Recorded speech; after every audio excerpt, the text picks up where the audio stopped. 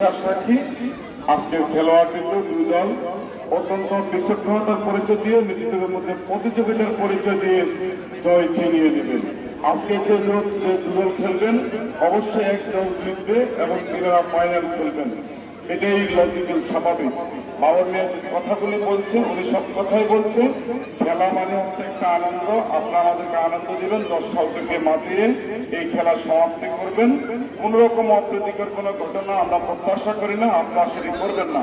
কোন খেলোয়াড় কোন রকম আক্রমণাত্মক আচরণ করবেন না। আপনি আপনার ক্যাপাসিটি দিয়ে যোগ্যতা দিয়ে আজকের খেলায় আপনি জেতার চেষ্টা করবেন।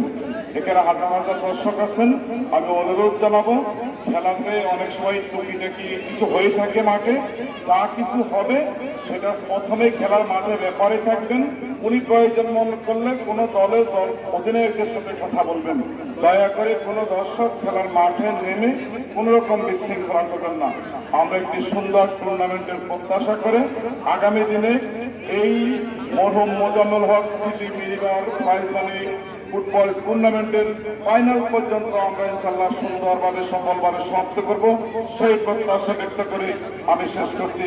আপনাদের সকলকে আমার শুভেচ্ছা।